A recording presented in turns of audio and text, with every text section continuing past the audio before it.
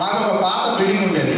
నేను భారతీయ జనతా పార్టీలో చేరిన తర్వాత ఆ బిల్డింగ్ని రెనోవేట్ చేయడానికి ఒక 6-7 నెలలు పట్టింది. రెనోవేట్ చేసిన తర్వాత నేను అక్కడ రోడ్డు మీద కూర్చోకుంటే, అక్కడ కొంతమంది సాయంత్రం 6-7 కూర్చోకుంటే అక్కడ పెద్దలు నడుచుకుండా వచ్చారు.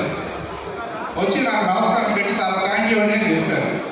ఎందుకంటే అని అడిగారు. నేను ఆశ్చర్యపోయిన విషయం ఏంటంటే, అండి మీరు గత 5-6 సంవత్సరాలుగా ఈ బిల్డింగ్ మీద పాత పడిపోయి ఇక్కడ చీకటిగా ఉంది, మేము ఇక్కడ ఈ రోడ్లో నడవడానికి కూడా భయపడేవాళ్ళం. ఇక్కడ రాత్రులు 8 తర్వాత కుర్రవాళ్ళు గంజాయి తీసుకుంటా ఇక్కడ కూర్చొని గొడవ చేస్తున్నారు. మేము ఈ రోడ్లో నడవడానికి కూడా భయపడేవాళ్ళం. ఇప్పుడు మీరు అది రెనోవేట్ చేసి ఇక్కడ లైట్లు పెట్టడం వల్ల ఈరోజు మేము ధైర్యంగా ఈ రోజు వాకింగ్కి వెళ్తున్నాం.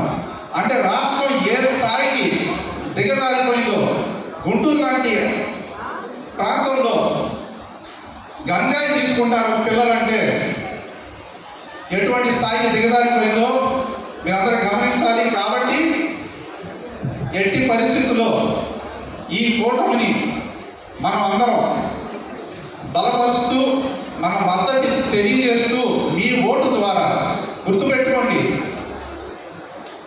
ప్రతి ఒక్క ఓటు కూడా ముఖ్యమే, ప్రతి ఒక్క సీటు కూడా ముఖ్యమే. ఒక్క సీటుతో ఒక్క ఓటుతో ప్రభుత్వాన్ని మార్చచ్చు, గుర్తుపెట్టుకోండి. కాబట్టి మీ యొక్క ప్రతి ఓటు వేసే ప్రతి ఓటు ఈరోజు మన రేపు రాష్ట్రానికి పునాది కాబోతుంది, రాష్ట్ర అభివృద్ధికి పునాది కాబోతుంది.